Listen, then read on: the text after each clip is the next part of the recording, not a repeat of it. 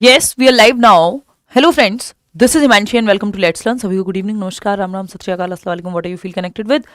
आज का यानी 7 फरवरी का पेपर आपका हो चुका है कंप्लीट, चाहे वो शिफ्ट 1 हो, शिफ्ट 2 हो, यानी पेपर 1 हो, पेपर 2 हो। कल जिनका 8 तारीख को पेपर है उनको चिंतित होने की जरूरत है, जिनका पेपर हो गया है वो कैसा करके आए हैं उस पर बात करेंगे, आंसर की पे बात करेंगे, है ना। तो हाँ देखो, अब कोमल कह रही है कि पेपर तो ठीक था बट 10 नंबर का रह गया। कोमल, ये बात कल भी हमने डिस्कस की थी कि आप ये ना सोचें कि 2.5 घंटा है तो बहुत ज़्यादा समय है, कम नहीं है समय बट बहुत ज़्यादा नहीं है, क्योंकि लेंदी क्वेश्चंस होते हैं, क्योंकि 90 मार्क्स की पेडागोजी ही है और पेडागोजिकल क्वेश्चंस लेंदी होते हैं और पिछले कुछ सालों में पेडागोजिकल क्वेश्चंस को और लेंदी बनाया गया है।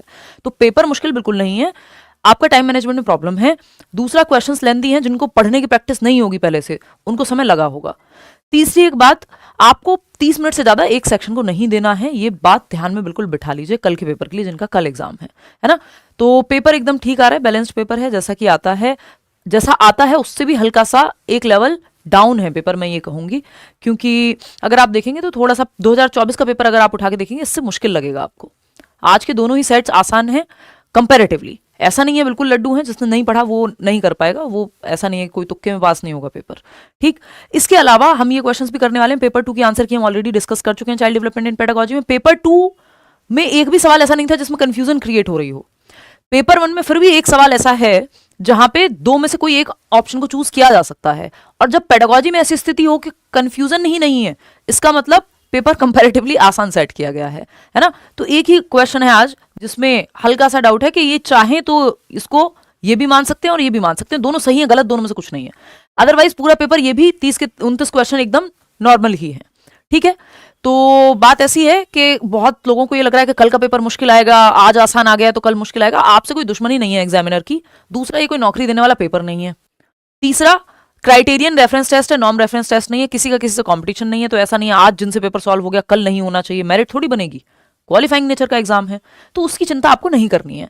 अगर मान लो 1000 क्वेश्चन बनाए गए हैं तो 1000 में से ये मान लो आप 60 आज दे दिए 2 शिफ्ट में, 60 कल मिल जाएंगे आपको, या 100 क्वेश्चन बनाए गए हैं उस सेंस में 120 क्वेश्चन बनाए गए हैं। तो ऐसा नहीं है कि कल के लिए पेपर अलग से बहुत स्पेशल हार्ड बनाया गया होगा, वो सब दिमाग से निकाल दीजिए, है ना। और मस्त दिमाग फ्रेश रख करके पेपर देने जाइए। एक चीज का ध्यान रखिएगा, टाइम मैनेजमेंट। कल मैंने बताया था पेपर आप कैसे सॉल्व करेंगे, कई लोगों को उस चीज में फायदा हुआ है, वो सालों साल की एकदम पकी पकाई खिचड़ी है कि मतलब उस चीज पे इतना ट्राइड एंड टेस्टेड है ये चीज कि आप सेक्शन वाइज सॉल्व करें, समय का ध्यान रखें, है ना, कैसे कौन सा सेक्शन सॉल्व करना है, वो सारी बातें की हुई हैं, वो सेशन देख लेना। अच्छा, एक और चीज, कंप्लीट पेडागोजी वाला जो सेशन है या मैराथन, जो पुरानी मैराथन भी है ना 6.5 घंटे वाली, सारे क्वेश्चन आपको एज इट इज दिख जाएंगे क्योंकि सिलेबस में कोई परिवर्तन है नहीं, ठीक। चलिए फटाफट से सवाल सॉल्व करते हैं। ये 30 सवाल हैं, पेपर 1 है child development in pedagogy, balanced paper है पूरा ही पेपर, ठीक है ना, सिलेबस से है। तो अगर हम बात करें फर्स्ट क्वेश्चन, देखिए फटाफट से, read the following statement. Some children, थोड़ा सा स्पीड में चलेंगे क्योंकि यहां हमारा डिटेल डिस्कशन की जरूरत नहीं है, आपको क्वेश्चन का आंसर जानने की जरूरत है, ठीक। एक्यूरेट रहेगी आंसर की, ये कहने की मुझे बार बार कोई जरूरत है नहीं, आप फाइनल आंसर की से मिला लीजिएगा। इसमें एक जगह पे डाउट है कि वो 2 ऑप्शन में से एक जो मर्जी होगी बोर्ड की वो चूज कर लेगा, क्योंकि दोनों गलत नहीं है। अदरवाइज पूरे पूरे क्वेश्चन ऐसे ही रहने वाले हैं। उसमें भी मुझे पता है कि जो सीटेट का नेचर है वो क्या मानेंगे, तो उस पर हम बात कर लेंगे। असर्शन की जब हम बात करते हैं तो some children have characteristics that resemble their parents while others are markedly different from their parents. कुछ बच्चों में सिमिलैरिटी होती है, उनके जो कैरेक्टरिस्टिक्स हैं, कुछ बच्चों में ऐसी विशेषताएं होती हैं जो उनके माता पिता से मिलती हैं, जबकि अन्य अपने माता पिता से स्पष्ट रूप से भिन्न होती हैं। अन्य बच्चों में जो क्षमताएं, कई लोगों को लग रहा है मैं नाक में बोल रही हूँ, भाई मेरी तबीयत सही नहीं है, नींद की कमी है, कोल्ड ठीक हुआ है ताजा ताजा, तो इसलिए आवाज चेंज हो रखी है, ऐसा नहीं है, मैं नाक में बात नहीं कर रही हूँ। रीजन देखिएगा, working out how much of any characteristic is due to nature और genes and how much is due to nurture और environment is a complex issue. मतलब ये पता लगाना बहुत मुश्किल है कि कितना हमारा जो विकास की प्रक्रिया में चीजें आई हैं वो एनवायरमेंट से आई हैं और कितनी जो है वंशानुक्रम या वातावरण से आई हैं। दोनों ही बातें ठीक है, और ये इसका एकदम सही एक्सप्लेनेशन है कि कुछ बच्चे तो जो है माँ बाप के जैसे होते हैं और कुछ बच्चे माँ बाप से अलग होते हैं। इसका रीजन यही है कि हमें नहीं एग्जैक्टली पता लग सकता कि कैसे विकास होता है, इसमें नेचर नर्चर डिबेट वाली बात है। First option is the right answer, simple बात। ए और आर दोनों सही हैं और आर सही की व्याख्या भी करता है ए की। ठीक है, आगे बढ़ेंगे। क्वेश्चन नंबर 2 देखिएगा। Which of the following statements about development is correct? विकास के विषय में कौन सा कथन सही है, करेक्ट पूछा है। तो इसमें जो जवाब बनता है, development is multi dimensional and multi directional. अगर आपने कोई भी पुरानी मैराथन, आप बैच में थे, नोट्स भी पढ़े हैं, तो आपसे ये सारे सवाल बन जाएंगे। सिंपल है, कुछ भी ऐसा नहीं है जो आपसे सॉल्व ना हो। ठीक है ना, सिर्फ फ्री नोट्स भी पढ़े ना वो 50 पेज के, तो भी आप ये पेपर कराओगे आराम से। देखो एक बार, development in children can be predicted very accurately. यही गड़बड़ हो गई, पूरी तरह से आप नहीं कर सकते प्रिडिक्ट डेवलपमेंट को। Development is a simple and unitary process. कोई भी प्रोसेस सिंपल नहीं होती, बहुत क्लियरली बताया हुआ है। और मैंने कितनी बार ये डिस्कस किया है कि कोहलबर्ग की थियरी, कोई भी थियरिस्ट जो डेवलपमेंट को स्टेजेस में बांट रहा है, चाहे वो मॉरल डेवलपमेंट हो, चाहे वो कॉग्निटिव डेवलपमेंट हो, पियाजे की बात हो, वो सब डिसकंटिन्यूअस में आते हैं। अब आप देख लीजिएगा कितने टीचर्स ने ये बात आपके साथ डिस्कस की होगी, आपने कहाँ कहाँ ये सुनी होगी, है ना। सालों से मैं ये डिस्कस करते हुए आ रही हूँ और पेपर में आ गया। मेटा कॉग्निशन जब आता नहीं था, उससे पहले से पढ़ते आ रहे हैं हम। 2018 में पहली बार आया और 17 में भी हम पढ़ रहे थे मेटा कॉग्निशन। तो ये होता है कई बार, ईश्वरीय कृपा मान लीजिए आप इसको, या ये कह लीजिए कि ढंग से पढ़ लेते हैं हम। Development can always be measured precisely पूरी तरह से एक्यूरेटली नहीं आप माप सकते हो। तो फोर्थ ऑप्शन ही बचता है कि मल्टी डायरेक्शनल है, चाहे वो प्रॉक्सिमोडिस्टल हो, चाहे वो आपका सेफेलोकॉर्डल हो, मल्टी डायमेंशनल है, कई प्रकार हैं, physical, cognitive, social, emotional. Fourth option is the right answer. आगे बढ़ेंगे थर्ड क्वेश्चन पे। ये कहता है, असर्शन और रीजन वाला सवाल है। The ability to comprehend and speak depends on the physical development of the mouth and brain. यानी समझने व बोलने की क्षमता मुंह और मस्तिष्क के शारीरिक विकास पर निर्भर करती है। ये बात सही है, कॉमन सेंसिकल बात है कि आपकी वोकल कॉर्ड्स और जो आपका नर्वस सिस्टम है, तो जो फिजिकली पार्ट्स हैं जो वॉइस में प्रोड्यूस होने में काम आते हैं, वो चीज हेल्प करेगी। यानी जो फिजिकल डेवलपमेंट है या physical development of the mouth and brain, अगर कोई भी ऑर्गन में दिक्कत है जहां से आवाज प्रोड्यूस होती है, तो ये जो आपका लैंग्वेज या भाषा को समझने और बोलने में दिक्कत आएगी। ठीक है ना, इसलिए फिर हम स्पीच लैब्स और इन सब का इस्तेमाल करते हैं। ये ट्रू है बात। Emotional development is related to physical growth. ये ऐसे नहीं कह सकते इसको हम कि इमोशनल, इसका ऐसा सा मतलब है कि इमोशनल डेवलपमेंट, देखिए रिलेटेड तो सारे हैं, फिजिकल, कॉग्निटिव, सोशल, इमोशनल सारे रिलेटेड हैं, लेकिन जिस तरह से इन्होंने लिखा है, सारा खेल तो पूछने का है ना। संवेगात्मक विकास शारीरिक विकास से संबंधित है, ये बात गलत नहीं कह सकते इसको, बट यहां पे जिस तरह कही गई है, ऐसा लग रहा है कि इमोशनल डेवलपमेंट डिपेंडेंट है फिजिकल ग्रोथ पे, जो कि सही नहीं है। Emotional development cognition, environment, experience, इन सब पे ज्यादा डिपेंडेंट होता है। तो ये चाहे 1% केस में तो इसको सही मान सकते हैं, अदरवाइज अगर आप नॉर्मल सेंस से जाएंगे, मेरे हिसाब से जाएंगे, तो आर सही नहीं बनेगा यहाँ पे। तो A is true but R is false. मैं तो थर्ड के साथ इसमें जाऊंगी। 1% चांस है कि ये आर को सही करेक्ट कर लें। ठीक है ना, आप देख रहे हो पेपर 2 में एक भी क्वेश्चन ऐसा नहीं है जो कंफ्यूजिंग बना पा रहे हो, और यहां फिर भी 1-2 क्वेश्चन ऐसे हैं जिसमें कह सकते हैं हम कि अगर मन किया एग्जामिनर का तो ये चूज कर सकता है, जबकि पेडागोजी में ऐसा होना बहुत मुश्किल होता है कि किसी क्वेश्चन में डाउट ही ना बचे। क्वेश्चन नंबर 4 देखिएगा, डाउट ना बचे एज इन ऑफिशियल के हिसाब से या उनकी लैंग्वेज के बनाने में। Most children can speak 5-6 coherent sentences at. अधिकांश बच्चे 5-6 सुसंगत वाक्य कब बोल लेते हैं? तो ये 5 साल इसका सही जवाब होगा। 2072 शब्दों की वोकैबुलरी होती है। इससे पहले ना तो 1 साल तो हो नहीं सकता, 3 ही शब्द की वोकैबुलरी है, अभी तो सिंगल वर्ड बोलता है, कहां से वो कई सारे सेंटेंसेस बोल देगा। 3 इयर्स में उतना कोहेरेंसी नहीं है, हालांकि 900 शब्द के आसपास वोकैबुलरी होती है, ये मैंने बताया हुआ है आपको, जो लोग बैचेस में भी थे, मैराथन भी देखी है तब भी। 7 इयर्स में तो प्रॉपर कॉम्प्लेक्स ग्रामर पे क्वेश्चन आएगा कि बच्चे की कॉम्प्लेक्स ग्रामर कब हो जाती है। तो 5 साल, थर्ड ऑप्शन। नेक्स्ट क्वेश्चन है, as per Lev Vygotsky, as children grow their language develops from. कैसे जाती है? ये पहले आया हुआ क्वेश्चन है, रिपीटेड क्वेश्चन है, आपको पता है, पूछने का तरीका बदला है। जैसे जैसे बच्चे बड़े होते हैं तो जो आपकी सोशल स्पीच होती है, जिसको थिंक आउट लाउड कह सकते हैं, वो बन जाती है इनर स्पीच, बच्चे की साइलेंट इनर स्पीच। तो थिंक आउट लाउड से मौखिकीकरण से आंतरिक वाक बन जाता है, सोशल स्पीच से इनर स्पीच बन जाती है। सिंपल बात है, इनर से एक्सटर्नल कुछ नहीं बनता यहाँ पे। बाकी कोई सेंस बना नहीं रहे ऑप्शन, तो हम पढ़ भी नहीं रहे इस चक्कर में। प्राइवेट से ईगोसेंट्रिक, ये तो 2 सेम ही बात है। प्राइवेट को ही ईगोसेंट्रिक कहा है पियाजे ने, तो कोई सेंस ही नहीं बनता। साइलेंट से थिंकिंग लाउड नहीं, थिंकिंग लाउड से साइलेंट पे जाते हैं, सोशल स्पीच से साइलेंट इनर पे। आगे बढ़ते हैं, तो ये यहाँ पे होगा फोर्थ ऑप्शन। पियाजे डेस्क्राइब्ड, क्वेश्चन नंबर 6 है, पियाजे डेस्क्राइब्ड कॉग्निटिव डेवलपमेंट एज अकरिंग। पियाजे ने संज्ञानात्मक विकास को किस तरह से घटित होने वाला बताया है। तो ये कितनी बार रेपिटेटिव क्वेश्चन है। अब कहाँ है वो लोग, मैं उनसे मिलना चाहती हूँ जिनको ये बहुत बेचैनी रहती थी कि हाय रे मेरे से सवाल सॉल्व हो जा रहा है तो ये तो पेपर में नहीं आएगा।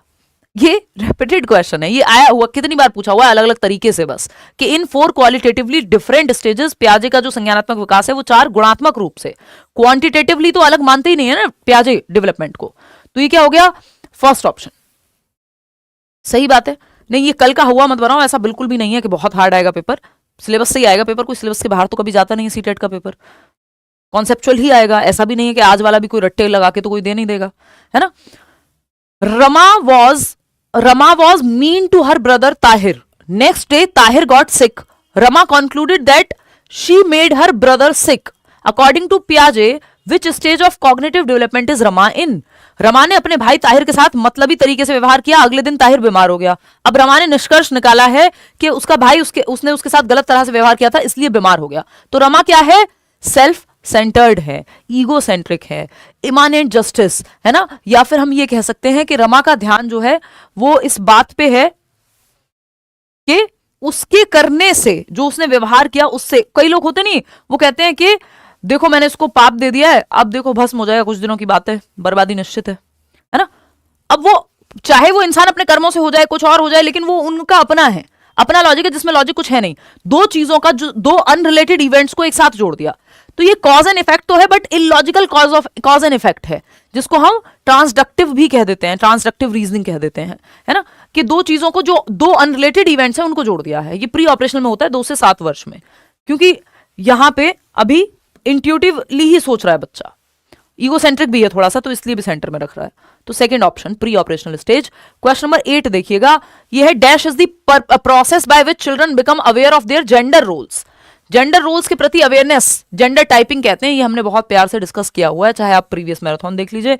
जेंडर टाइपिंग के माध्यम से, जेंडर टाइपिंग वह प्रक्रिया है जिसके माध्यम से बच्चे अपने जेंडर भूमिकाओं के बारे में जागरूक होते हैं कि भाई लड़कियां बड़े बाल रखती हैं, लड़के छोटे बाल रखती हैं। जेंडर टाइपिंग की प्रोसेस है जिससे आप अवेयर हुए हैं कि लड़के ऐसे रहते हैं, लड़कियां ये कपड़े पहनती हैं, लड़के वो कपड़े पहनते हैं, वट एवर। ठीक, जेंडर टाइपिंग है ये। कुछ और इसमें सोचेगा भी मत के आएगा, ना तो रिलेटेडनेस आना, ना इक्वालिटी, ना होमोजेनिटी आना है। होमोजेनिटी एक ग्रुप से आप बिलोंग करते हैं, यानी ये फीमेल्स का ग्रुप है, मेल्स का ग्रुप है, वैसा समझ आना, बट जेंडर रोल के प्रति अवेयर होना जेंडर टाइपिंग का काम है। ठीक, क्वेश्चन नंबर 9 देखिएगा, which of the following scenarios is aptly describing the application of Lev Vygotsky's concept of scaffolding. Lev Vygotsky के स्कैप फोल्डिंग के कॉन्सेप्ट को कौन से ऑप्शन में दर्शाया गया है, बात ये पूछी है। हाफ सॉल्व्ड प्रॉब्लम दे दो, सिंपल सी बातें हैं। तो वाइगोत्स्की यहां पे क्या आ जाएगा, teacher gave half solved problems to her students, first option ही सही है। एक शिक्षिका अपने विद्यार्थियों को आधी हल की हुई समस्या देती है और जिससे जो वहां पे वो अटक रहे हैं वहां हेल्प दी जा रही है। स्ट्रिक्टली प्रोहिबिट कर दिया है किसी भी तरह के कोलैबोरेशन को, ऐसा हो ही नहीं सकता। ब्लैक बोर्ड पे लिख के पूछ लिया, मैंडेटरी कर दिया, ये सब बकवास बातें हैं। First option is the right answer, बाकी सब डिस्ट्रैक्टर्स हैं, एक ही है जो सही जवाब है। क्वेश्चन नंबर 10 देखिएगा, प्रोग्रेसिव एजुकेशन क्या है आपको पता है, बच्चा सेंटर में रहता है। प्रोग्रेसिव एजुकेशन में लर्निंग बाय डूइंग की बात होती है, तो स्टूडेंट सेंटर्ड होती है, कोई रोट लर्निंग, स्टैंडर्डाइज्ड कॉम्पिटिशन, ये सब फालतू बातें हैं। छात्र केंद्रित और सक्रिय भागिता, तो 10th का हो गया फर्स्ट ऑप्शन। आगे बढ़ेंगे, क्वेश्चन नंबर 11 देखिएगा, असर्शन और रीजन वाला सवाल है, फटाक से आप जवाब देंगे। इसमें अगर हम देखते हैं यहां, तो children progress from understanding consequences of act, ये रिपीटेड है, ये बस सेम बात पूछी थी, अलग तरीके से पूछी थी, अब सीधा क्वेश्चन में पूछ लिया था। इस बार इसको असर्शन रीजन में पूछ लिया है ना, कि गुड बॉय नाइस गर्ल से लेके और हम अपने लॉज तक चले जाते हैं, फ्लेक्सिबल होते हैं लॉज, इन बातों पे पहुंच जाते हैं। इसका मतलब प्री कन्वेंशनल से लेकर के हम प्रोग्रेसिवली मॉरल डेवलपमेंट में पोस्ट कन्वेंशनल तक पहुंचते हैं, ये बात सही है। रीजन क्या है, according to Kohlberg children's moral development occurs in continuous manner and not a discontinuous manner one. अब अगर आपने अच्छे से पढ़ाई की है, आपने लेट्स लर्न से पढ़ाई की है, आप करियर लैब में थे, है ना, तो ये आपको पता होगा, या मेरे पुराने मैराथन्स भी देखे हैं, हमने बहुत बार डिस्कस किया है। विकास को, डेवलपमेंट को डिसकॉन्टिन्यूअस कौन बताएगा, जिसने स्टेजेस में तोड़ा है, चाहे वो प्याजे हो, चाहे वो कोहलबर्ग हो, ये स्टेजेस की बात करते हैं। वाइगोत्स्की स्टेजेस की बात नहीं करते, तो विकास को कॉन्टिन्यूअस मानते हैं क्योंकि स्टेजेस में तोड़ा नहीं है। तो ये कहना यहां गलत हो जाएगा कि कोहलबर्ग कह रहे हैं कि डेवलपमेंट तो कॉन्टिन्यूअस है, वो उनके हिसाब से डिसकॉन्टिन्यूअस होगा, ना कि कॉन्टिन्यूअस, क्योंकि उन्होंने स्टेजेस में जो भी व्यक्ति दे रहा है मतलब वो तोड़ दिया है डेवलपमेंट को स्टेजेस में। गले की बैंड बजी हुई है, प्लीज आप मैनेज कर लीजिएगा। तो A is true, R is false. A is true, R is false, easy है कंपैरेटिवली, ऐसा नहीं है, अगर आपने पढ़ाई की तो आपको आसान लगेगा paper. A is true but R is false, बस पढ़ के समझ के ध्यान से करना, जल्दीबाजी में ये मत सोचना कि हलवा है बिल्कुल तो जल्दी में गलत करते हैं। तो ए तो सही है, आर गलत है। क्वेश्चन नंबर 12 देखिएगा। According to Lev Vygotsky cognitive development, according to Lev Vygotsky cognitive development is guided by language in the form of private speech. हाँ बिल्कुल, प्राइवेट स्पीच गाइड करती है। परसेप्शन अटेंशन की बात नहीं करते, एसिमिलेशन एकोमोडेशन की बात नहीं करते, नेगेटिव रीइंफोर्समेंट की बात नहीं करते वाइगोत्स्की। तो फर्स्ट ऑप्शन ही हो जाता है निजी वाक्य के रूप में भाषा जो है, क्योंकि सोसाइटी, कल्चर और लैंग्वेज ये सबसे ज्यादा महत्वपूर्ण है कॉग्निटिव डेवलपमेंट, संज्ञानात्मक विकास में वाइगोत्स्की के अकॉर्डिंग। तो यहाँ पे प्याजे जो है सिर्फ लैंग्वेज ही है, सोसाइटी और कल्चर की तो बात नहीं हुई। देखिएगा क्वेश्चन नंबर 13 देखिएगा। Which of the following intelligence helps people to perceive, express, understand and regulate moods and feelings of others. दूसरों की भावनाएं, दूसरों के मूड्स, दूसरों के एक्सप्रेशन को समझना इंटरपर्सनल इंटेलिजेंस। अंतर्वैयक्तिक, खुद के इमोशंस को, खुद के, अगर यहां अदर्स की जगह सेल्फ लिखा होता तो इंट्रापर्सनल हो जाता। तो फर्स्ट ऑप्शन हो गया यहाँ पे सिंपल सही। इंट्रापर्सनल तो ऑप्शन में भी नहीं दिया, नहीं तो कई लोग कंफ्यूज हो जाते। इंट्रा मतलब स्वयं को जानना, लोगों को जानना, इंटरपर्सनल इंटेलिजेंस। क्वेश्चन नंबर 14 देखिएगा। A child's first experience as well as expectations of what it means to be a girl और अ बॉय कम्स फ्रॉम। बच्चे का पहला अनुभव और साथ ही ये कि लड़का या लड़की होने का मतलब क्या होता है, सबसे पहले कहां से सीखेगा? परिवार से ही सीखेगा। प्राइमरी एजेंसी है सोशलाइजेशन की फैमिली, सिंपल। रिलेटिव, बाकी सारी दुनिया बाद में आएगी, फैमिली और सिबलिंग्स आ जाएंगे उसमें, ठीक है। तो fourth option is the right answer. Question number 15 क्या कहता है? N essential characteristic of formative assessment is, यानी रचनात्मक मूल्यांकन की एक आवश्यक विशेषता है। टू असाइन रिलेटिव रैंक्स, नहीं रैंक रचनात्मक फॉर्मेटिव का काम नहीं, सबमेटिव का काम है, अगर है भी तो, नहीं तो असेसमेंट को बचना चाहिए रैंक करने से।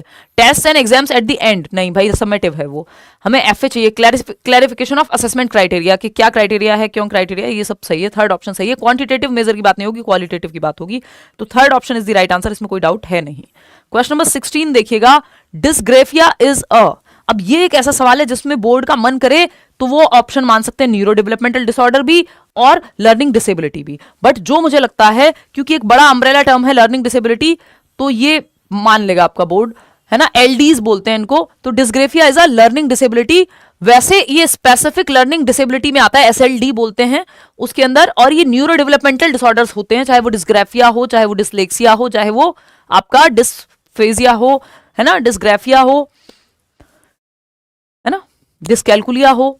लेकिन अब ये न्यूरो डेवलपमेंटल भी हो सकता है इसका जवाब, और लर्निंग डिसेबिलिटी भी। ज्यादा चांस है कि लर्निंग डिसेबिलिटी ही सही जवाब होगा, क्योंकि लर्निंग डिसेबिलिटी के अंदर फिर हम ये बात करते हैं कि ये एलडीज बोलते हैं। 1960s में जो है सैमुअल किर्क ने ये टर्म दिया था। न्यूरो डेवलपमेंटल डिसऑर्डर भी है ये, लेकिन जो बड़ी कैटेगरी किसके अंदर आएगा, तो लर्निंग डिसेबिलिटी के अंदर आएगा, ठीक। तो अब ये देखते हैं कि फाइनल क्या आता है, बट मुझे लगता है 90% चांस है कि लर्निंग डिसेबिलिटी ही मानेगी ऑफिशियल आंसर की, ठीक। चलिएगा खैर आगे बढ़ते हैं। इन दोनों में से कोई भी हो सकता है, ये फर्स्ट और फोर्थ, अगर ऑफिशियल का थोड़ा सा हम इंतजार करेंगे क्योंकि दोनों सही हैं ये। A teacher should cater to dash needs of gifted children in the classroom.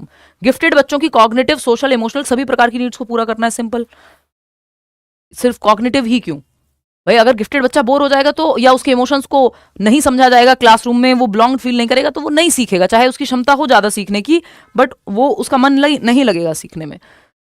चलिएगा, तो सारी ही नीड्स को ध्यान में रखना है, गिफ्टेड बच्चा हो चाहे कोई और बच्चा हो, नॉर्मल बच्चा हो। Which of the following are examples of pedagogical approaches to teach students with learning disabilities. Learning disability वाले बच्चों को पढ़ाने के लिए किन चीजों का ध्यान रखना है? बहुसंवेदी रणनीति, यस। मल्टी सेंसरी स्ट्रेटजीज, जितने ज्यादा सेंसेस इन्वॉल्व है बच्चे के उतना अच्छा है।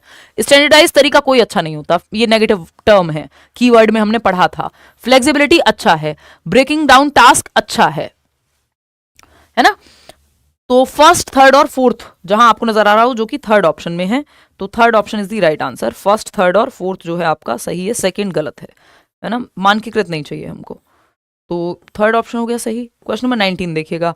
विच of the following statements about autism spectrum disorder is correct. Autism के बारे में कौन सी बात, स्वालीनता के बारे में कौन सी बात सही है? ऑटिज्म पे एक सवाल आ ही रहा है लगातार, मैं देख रही हूँ पिछले 2 सालों से। पहले एडीएचडी पे ऐसे आता था कि बार बार एडीएचडी पे रिपीट होता रहता था, आजकल ऑटिज्म पे रिपीट होता रहता है सवाल, ठीक है ना। तो children with autism spectrum disorder have excellent communication, नहीं, कम्युनिकेशन में दिक्कत होती है, ये कह रहे हैं कि बहुत उत्कृष्ट संचार कौशल है, वहीं तो दिक्कत है। Sensory integration and regulation help children with autism spectrum disorder, ठीक है, ये भी कर सकते हैं। प्रीमैरिली द एबिलिटी, नहीं, ये ऐसा नहीं कि सुनने से संबंधित कोई समस्या है, डिसऑर्डर है। स्टिमुलाई नहीं, इनको रूटीन में चेंज नहीं पसंद होता बच्चों को। सेकंड ऑप्शन ही एकमात्र सही उत्तर बचता है कि संवेदी एकीकरण और विनियमन स्वालीन क्रम विकार से जूझ रहे बच्चों की मदद करेगा। अगर सेंसरी इंटीग्रेशन, उनके सेंसेस को इन्वॉल्व किया जाए, रेगुलेट किया जाए, एक रूटीन में लाया जाए, बात बनेगी। और आप मल्टीपल तरीके से अगर सिखा रहे हैं जिसमें मल्टीपल सेंसेस बच्चे की यूटिलाइज हो रहे हैं, तो second option is the right answer over here, है ना, कोई और बनता ही नहीं है। क्वेश्चन नंबर 20 देखिएगा, while teaching in inclusive setups it is important that teachers, भाई समावेशी व्यवस्था में पढ़ाते समय टीचर्स के लिए क्या जरूरी है कि वो डाइवर्सिटी को एक ऑब्स्टेकल के रूप में देखें, बिल्कुल भी नहीं। कॉन्टिन्यूअसली एग्जामिन देयर, ये बिल्कुल सही बात है, और ये पहले भी आया हुआ है, प्रीवियसली आया हुआ है ना, मतलब सेम तरीके से नहीं, बट बात यही कही गई है कि टीचर्स को इंक्लूसिव सेटअप में अपने बायसेस को, अपने प्री कंसीव्ड नोशंस को, अपने पर्सनल स्टीरियोटाइप्स को क्या करना चाहिए, एग्जामिन करना चाहिए, उनके प्रति अवेयर होना चाहिए और उनको हटाना चाहिए। भाई टीचर ईश्वर का अवतार तो है नहीं कि प्रकट हुआ होगा, है ना, जन्म हुआ होगा, उसका भी नॉर्मल व्यक्ति है, समाज से ही आया है, पढ़ाई हुई है, सब कुछ हुआ है, लेकिन फिर भी कुछ बायसेस हो सकते हैं, उनको इवेल्युएट करते रहना है अपने अपने अंदर के बायस को, कि कहीं ऐसा तो नहीं है आपकी पर्टिकुलर कोई आइडियोलॉजी है, आप किसी पॉलिटिकल पार्टी को सपोर्ट करते हैं और आप क्लास में बच्चों में कुछ जातिवाद या कोई धर्म की बातें करने लग गए, जबकि टीचर का ये काम नहीं है। आप जो भी मानते हैं अपने गेट के बाहर छोड़ के आइए, क्लासरूम के अंदर बच्चे आपके लिए सारे बराबर हैं, है ना। तो अपने इम्प्लिसिट बायस उसका ध्यान रखना है। टीचर का बायस है, लड़कियां मैथ्स में कमजोर होती हैं, तो ये तो फिर ब्लेंडर कर देंगे आप क्लास में। अगर इस तरह के स्टीरियोटाइप या बायस लेके घूमेंगे तो आपको अपने बायसेस के बारे में भी पता होना चाहिए, है ना। तो second option is the right answer, तभी आप सारे बच्चों को इंक्लूड कर पाएंगे। Special children needy and dependent होते हैं, ये सब बकवास बातें दोनों। Second option is the right answer. Question number 21 देखिएगा, ये क्या कहता है भाई, फटाफट समझेंगे। असर्शन क्या है, teacher should include a variety of children's literature, हाँ, प्रिंट रिच एनवायरमेंट होना चाहिए, ट्रू है भाई ये बात। Classroom rich in literacy materials and literacy experiences are central to effective learning, दोनों बातें सही है। जहां प्रिंट रिच एनवायरमेंट अच्छा होता है और इफेक्टिव लर्निंग होती है, दोनों बातें एकदम सही हैं, कोई भी इसमें डाउट नहीं है। हाँ, पेपर 2 में भी हेल्प होगा भाई, सिलेबस तो यही है, पेपर 1 पेपर 2 के लिए सेम ही है, अलग से थोड़ी सवाल बनते हैं। तो जिनका पेपर 2 भी है सुबह, तो वो ये मत सोचो कि पेपर 1 है हम क्यों पढ़ें, पढ़ लो भाई। In order to facilitate students learning in a progressive classroom, a teacher should emphasise on the practice of, भाई प्रोग्रेसिव क्लासरूम तो बच्चा सेंटर में रहेगा, रिफ्लेक्टिव थिंकिंग एक्टिव कहाँ रहेगा, जब बच्चा चिंतन में होगा या सोच में होगा। ये तो सब बच्चे को कंडीशनिंग, पैसिव होना, ओबीडियंट लिसनिंग नहीं, बच्चा एक्टिव सिर्फ थिंकिंग करते समय होगा, इन 4 ऑप्शंस में से, जो कि थर्ड ऑप्शन में है, ठीक। Seeing Raman, a 4th grade student stuck on a question, his teacher asked him to try the solution while speaking what is going on in his mind. मतलब बच्चा रमन एक बच्चा है 4th क्लास का, वो कोई सवाल करते हुए अटक रहा था, तो टीचर ने कहा बोल बोल के सॉल्व करने की कोशिश करो। क्यों कहा ऐसा, क्योंकि जो बोलना है यानी लैंग्वेज है, वो वर्बलाइजेशन हमारी थॉट प्रोसेस को हेल्प करता है, हमें डायरेक्शन देता है, तो helpful because language facilitates thought process, बिल्कुल सही बात है, इसमें कोई भी दो राय है ही नहीं, कोई और ऑप्शन इसमें बनेगा भी नहीं, है ना। मैं ऑप्शन डिस्कस नहीं कर रही हूँ, इसका मतलब ये नहीं मैंने पढ़े नहीं है या मुझे पता नहीं है, ठीक है ना। तो इसमें ये मत सोचना ये नहीं होगा, होगा ही नहीं, अगर बता दिया तो ये मान लो आप। Supportive only for students with learning disability, नहीं। चलिए खैर आगे बढ़ेंगे, तो सेकंड ऑप्शन था यहाँ पे, a teacher who believes in constructivist pedagogy, रचनावादी पेडागोजी में, शिक्षण शास्त्र में पियाजे वाइगोत्स्की में बिलीव करेगा तो एक्टिव रखेगा बच्चों को।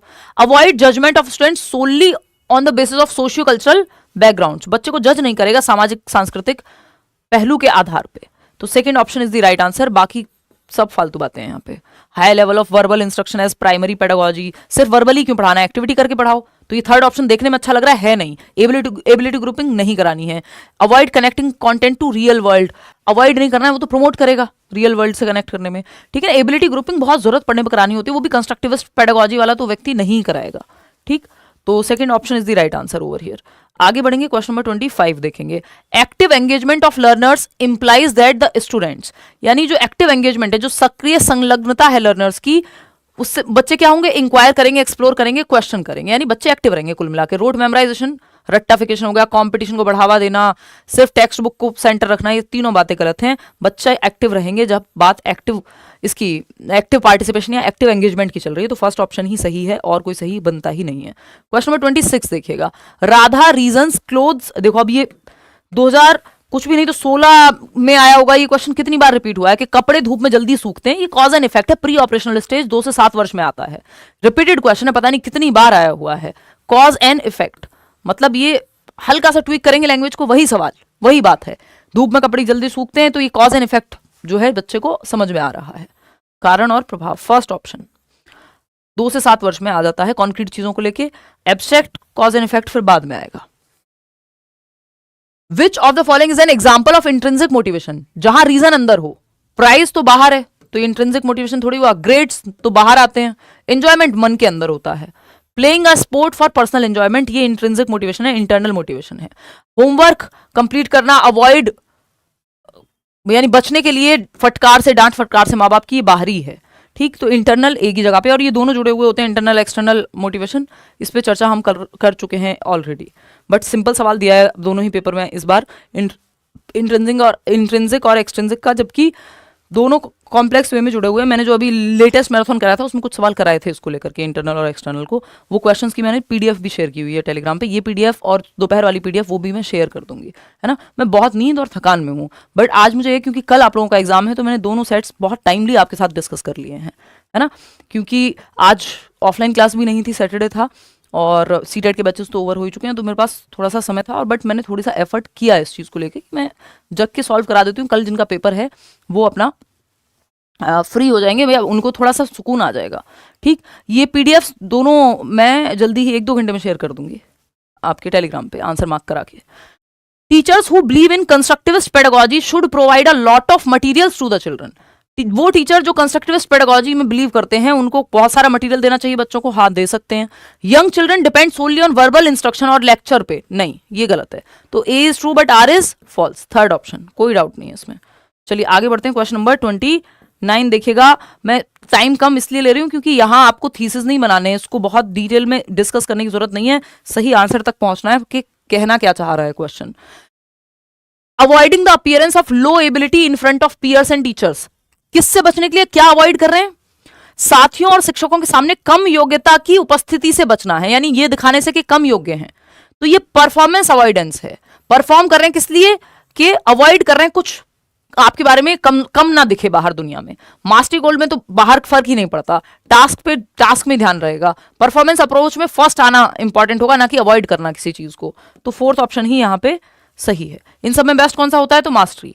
लास्ट सवाल देखिएगा, which of the following is an effective way to promote critical thinking. Critical thinking पे एक सवाल आता ही है। क्रिटिकल थिंकिंग को प्रमोट करने का मतलब है दिशाओं में सोचने पे या बच्चे को सोचने पे मजबूर करना, कैसे होती है कोई चीज। वन वर्ड आंसर की बजाय जो आपको मजबूर करे सोचने पे, रिफ्लेक्ट करने पे, वो क्रिटिकल थिंकिंग के लिए सही ऑप्शन है। एनकरेजिंग रोट लर्निंग, नहीं, वन वर्ड हो जाएगा। रट्टाफिकेशन थोड़ी क्रिटिकल थिंकिंग होती है। डिस्करेज करना बच्चों को क्वेश्चन पूछने से, नहीं, एनकरेज करेंगे आप। Encouraging students to think independently and questioning assumptions, जो उन्होंने अज्यूम किया है उसको क्वेश्चन करने के लिए बच्चों को आप एनकरेज कर रहे हैं। बच्चे के दिमाग पे जोर पड़ेगा क्रिटिकल थिंकिंग में, सोचना पड़ेगा। नेगेटिवली जोर नहीं पड़ेगा, मतलब पॉजिटिवली जोर पड़ेगा, यानी उसकी चिंतन प्रक्रिया जागेगी, तभी क्रिटिकल थिंकिंग हो पाएगी। वन वर्ड से, रोट लर्निंग से नहीं होगी। Providing students with a set of pre determined answer, पहले से ही जवाब कह दो, 4 दे दिए, इन्हीं में से चूज कर लो, तो इसमें क्रिटिकल थिंकिंग नहीं लगती है। रिकॉग्निशन लगता है, जैसे ये 4 ऑप्शन में से एक चूज करना है, कोई क्रिटिकल थिंकिंग थोड़ी लगा रहे हैं। तो third option is the right answer over here. अब आउट ऑफ 30 कितने ठीक हो गए आपके, वो आप बता दीजिएगा।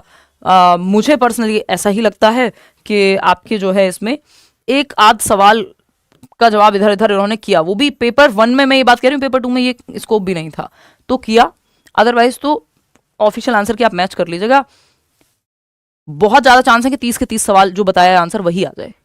एक क्वेश्चन में है डाउट, 1 से 2 क्वेश्चन में, वो भी डाउट ऐसा नहीं है कि वो गलत है, उन दोनों में से जो चूज कर ले वो उनकी मर्जी है, लेकिन उसमें भी मैंने आपको बता दिया कि ज्यादा चांसेस किस ऑप्शन के हैं। ठीक है, तो ये है, ऐसी सी बात है।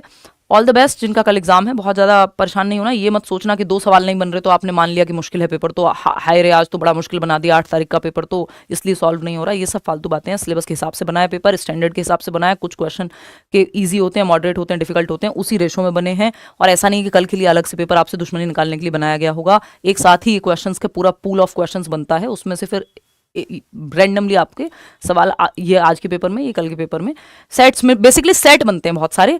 उन सेट्स में से एक सेट फाइनल हुआ कि ये जाएगा फाइनल, तो उसमें बहुत चिंता मत करना कि कल का पेपर मुश्किल ही आएगा, ये सब बेकार की बात है। सिलेबस से आएगा पेपर जैसे कि आता है, संभावना है कि 2024 से हल्का ही आएगा पेपर, है ना। तो आपने इनफ तैयारी कर ली है। पेपर कह रहे हो इतना ईजी तो नहीं था मैम, आप ईजी बोल रहे हो, अब आ रहा है समझ। अब वहां जब आप जाते हो ना पेपर देने, तो आपको बातें अलग लगती हैं। ठीक है, जब यहां बैठ के सॉल्व कर रहे होते हो, तो जब मैं ठीक ठाक सवाल कर रहे होते हो तब कहते हो नहीं नहीं बड़ा आसान है ना। मैं उस सेंस में कह रही हूँ, देखो इसमें एक दो चीजें हो सकती हैं कि मैं बहुत सालों से पढ़ा रही हूँ तो मुझे तो इजी लगता है ये पेपर, मैं तो नहीं कहती हूँ कि बहुत मुश्किल हो गया है ये, ठीक है। लेकिन फिर भी उस बात को भी साइड करते हुए अगर मैं आपके हिसाब से भी देखूं तो आप 2024 का दिसंबर का पेपर उठा लीजिए, सीडीपी की स्पेशली मैं बात कर रही हूँ, बाकी भी बैलेंस्ड ये पेपर, ऐसा नहीं है कोई बहुत आउट ऑफ द बॉक्स आ गया। आपको 2024 के सीडीपी सेक्शन से ये दिसंबर वाले से आसान है, ये तो ऑब्जेक्टिव बात है, ये मैं अपने मन से बना के नहीं कह रही हूँ, मैं आपके मन को खुश करने के लिए या अपनी ईगो सेटिस्फाई करने के लिए कोई बात नहीं करती, वो बेईमानी है। आप अगर मैं ऐसा करूं तो प्रोफेशन से बेईमानी है, वो मैं नहीं कर सकती। ना मुझे कोई व्यूज़ की बहुत चिंता होती है, वो अपने आप भी आते हैं, आप लोग देखते हैं। मैं तो जितना समय निकल पाता है यूट्यूब के लिए निकालती हूँ, है ना, क्योंकि मैं पैशनेट हूँ इस चीज़ को लेकर के, है ना। पहले बहुत ज़्यादा कंसिस्टेंट थी, अभी जितना हो पाता है उतनी कंसिस्टेंट हूँ, तो मुझे कोई चिंता नहीं है उस चीज़ की, ठीक है।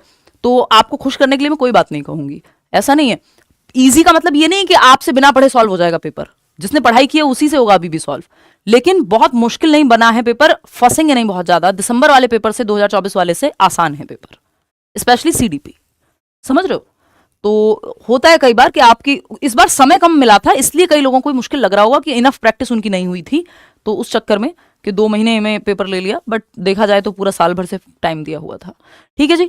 चलिए आज के लिए इतना ही। अब ये जो आपका पेपर 1 है, पेपर 2 है, कल जब आप पेपर दे करके आएंगे तो एक काम कर लेंगे, जैसे आपके आज आपके साथियों ने, आपके दोस्तों ने जो है ईमेल किए हैं दोनों पेपर्स, ऐसे ही आप भी कर देंगे एक पीडीएफ बना करके himanshi.edu10@gmail.com। मैं कल शाम को दोनों ही पेपर का एनालिसिस कर दूंगी। आज टाइमली मैंने इसीलिए किया है क्योंकि कल जिनका पेपर है, आज इवनिंग वाली शिफ्ट में जिनका पेपर था, उनको हेल्प हो जाए, ठीक है ना।